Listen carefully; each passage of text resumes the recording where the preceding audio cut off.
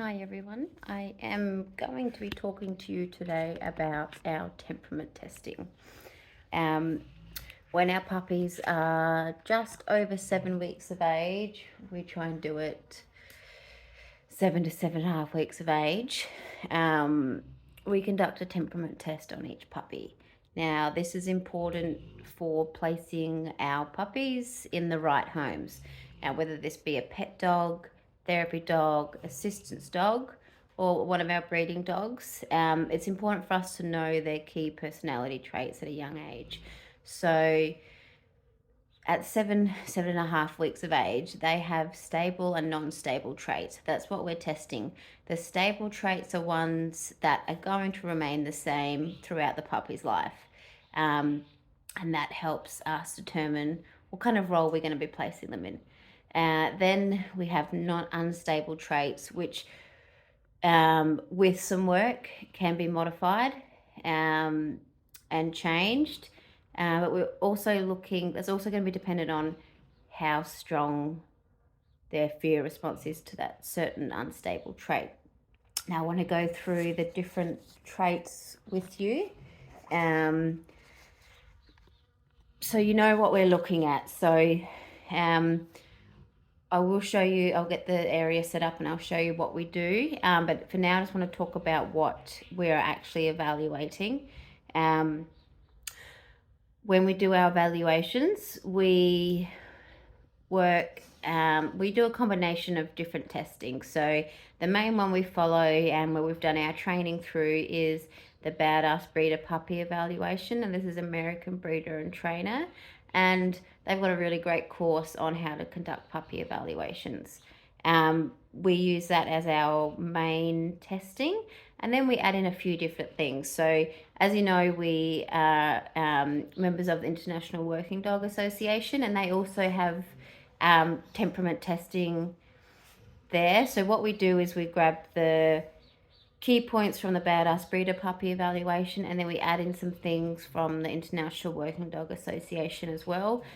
Things like a fan, different surfaces. They are fairly similar, but we just grab what we think is suitable for our dogs and what roles they're going to play. We also, if we have a client that has a special request, or they need a dog to do a certain thing in relation to their disability, we also throw that in the test. So one example is someone who was to have a seizure, but there's no warning signs, they just fall over and that's it. We put that into our testing last litter to see what the dog did in a silent fall, as well as not a violent fall, but one where there's noise and fits and things like that. So we really want to tailor our temperament testing to the clients that are looking for a puppy for that litter. Another example will be if someone's looking for a dog with a really high prey drive, or a really strong nose. They're going to be doing tasks in relation to that as an assistance dog. We add those things in there as well. So the first thing we do is we look at how assertive the dog is with humans. And this is a stable trait. This doesn't change. We're looking to see how much they focus on the humans and how they approach you. So some dogs can be really in your face and over assertive and don't have any respect for your boundaries, whereas some dogs might be polite and slowly creep up and give you a little kiss or a wag of the tail. That helps us just knowing how much that they're going to focus on the human and their respect levels.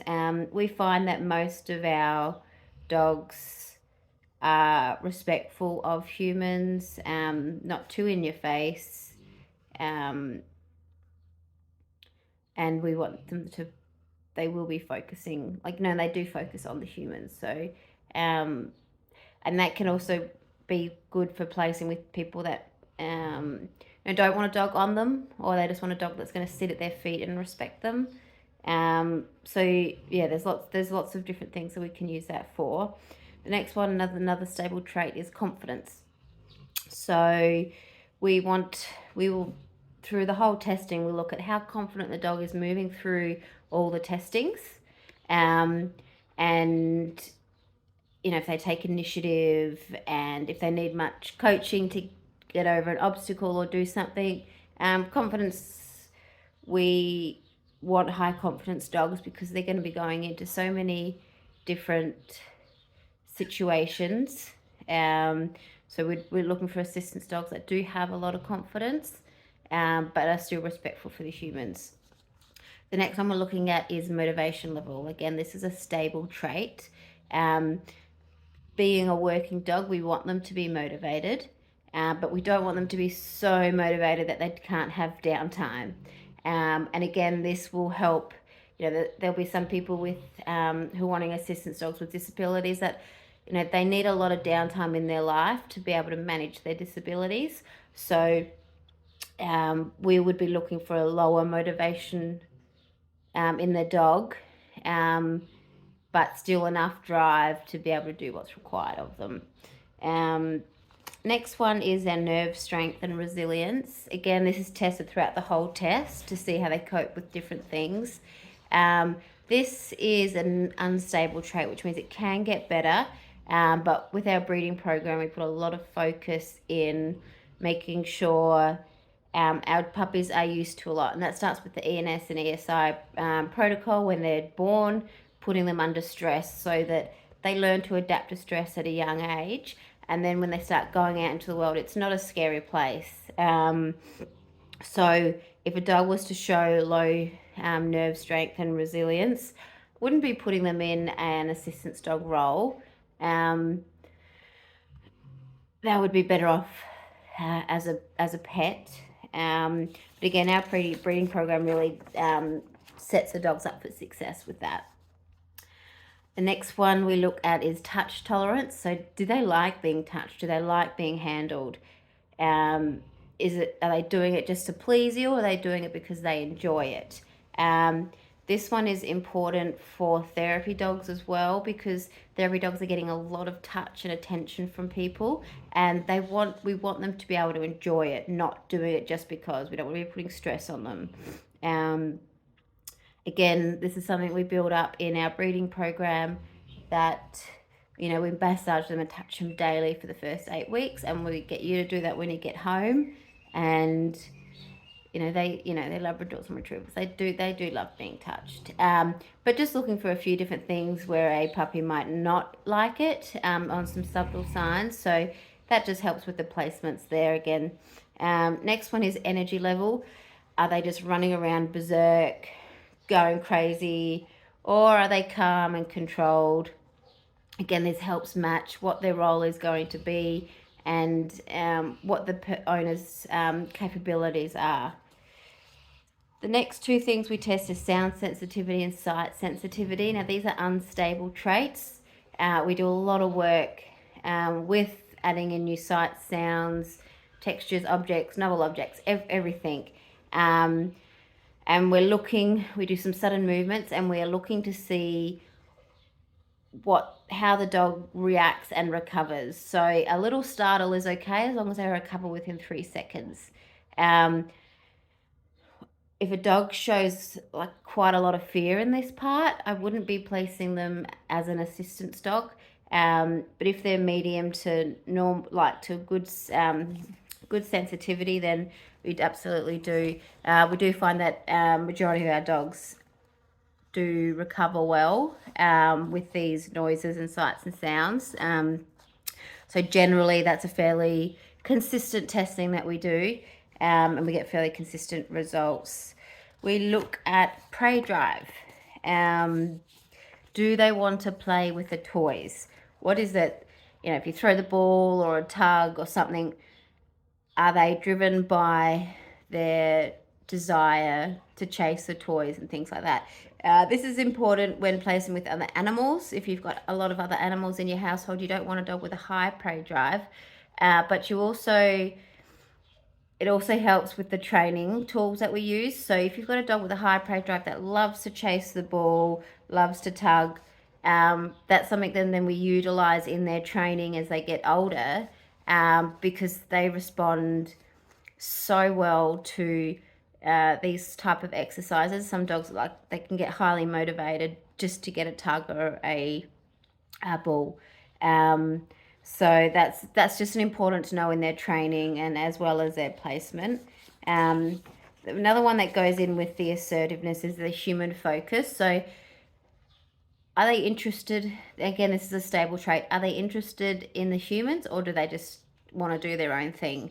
Again, with our assistance dogs and therapy dogs, we want dogs with a high human focus.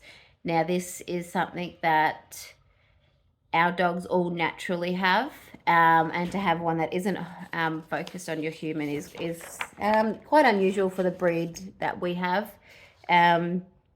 We look at how assertive they are with dogs. So we have a statue of a different type of dog, and we look at how the puppy approaches that.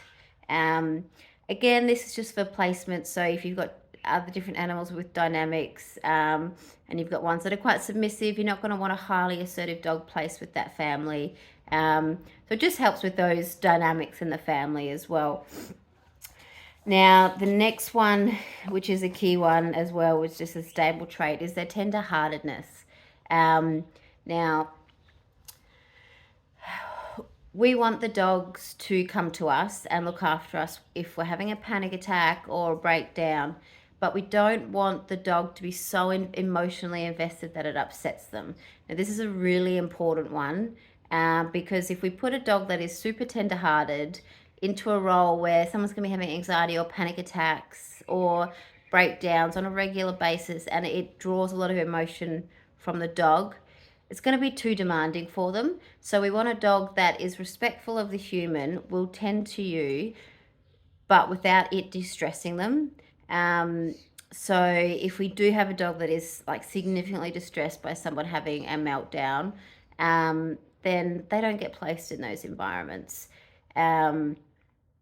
Again, therapy dogs, really important there as well, because they're going to be dealing with a lot of different people with a lot of different emotions and environments, and we want a dog that will tend to them but not absorb all that emotional energy. Otherwise, they're just going to burn out.